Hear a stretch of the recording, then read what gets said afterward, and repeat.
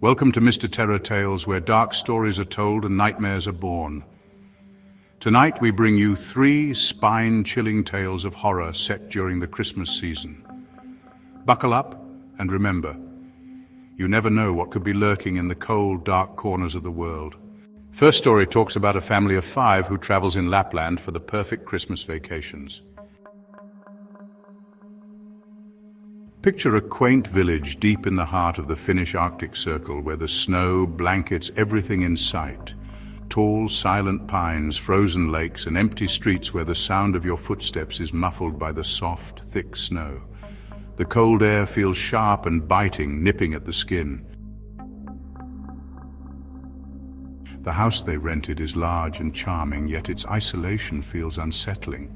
It has tall windows, dark wood accents, and glowing yellow lights inside that seem too warm compared to the cold night outside.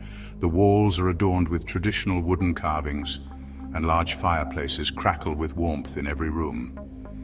But the shadows cast by the flickering flames seem to stretch unnaturally long. A large open space just outside the house where the snow has been cleared. An old, worn swing sways in the cold breeze, and a large snowman stands like a ghostly figure. The playground feels both inviting and eerie, as if something lurks just beyond the playground equipment. As the family plays, the small boy races ahead, his tiny feet leaving little tracks in the snow. As parents follow his boy's tracks, suddenly stop at the edge of the forest. The parents call out, their voices desperate, the silence of the forest swallowing their words. They're desperate. As the night falling, the boy returns. He's unchanged in appearance, but different in demeanor. His face is pale, his eyes wide with an almost knowing look, like he's seen something that shouldn't have been. He simply says, "I was with him. He was just like me." The family's initial relief turns into confusion, their questions ignored by the boy, who now seems distant, his voice barely above a whisper, and tell them that he was playing in forest with his friend. The snow-covered playground becomes the site of growing tension. The father, while looking out the window, hears the sound of a ball bouncing, a soft thud against the frozen ground, despite no one being visible. When he opens the door, his eyes widening in horror as he catches sight of the shadowy figure, his son's friend, in the distance, playing with the ball. The figure is small, the movement jerky and unnatural. The snow around the figure seems disturbed, as though it's never been disturbed before, as if this moment was frozen in time. As the father steps toward the figure, the door slams shut with an unnatural force. Inside, the family begins to panic as the house becomes a prison. The walls seem to close in, the lights flicker, and the air grows thick. Their breath fogs in the freezing air despite the fireplace burning brightly.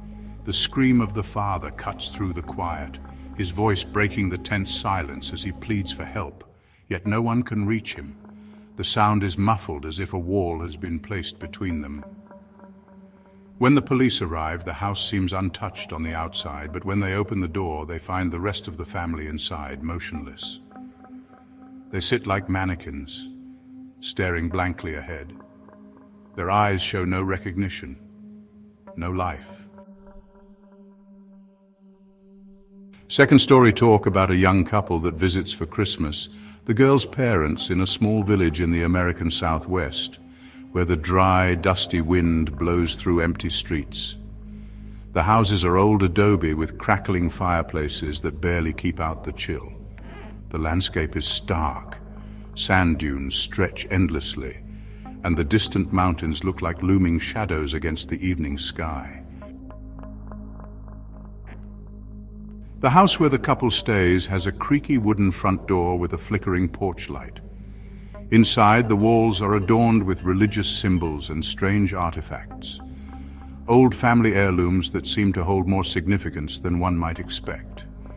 The air inside feels too still, as if the house has secrets buried within its walls.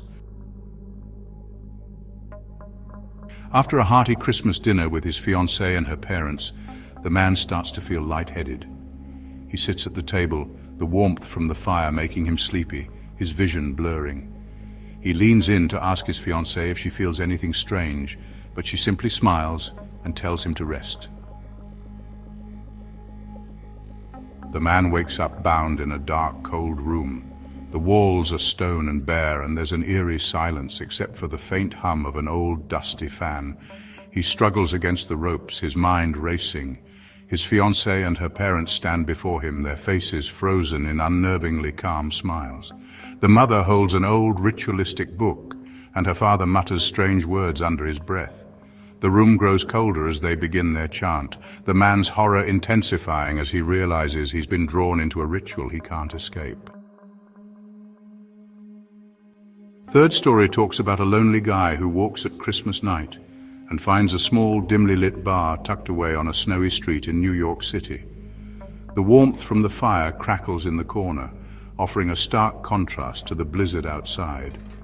The bar is filled with the hum of quiet conversations, low jazz music playing in the background. The bartender wears a worn leather apron, polishing glasses.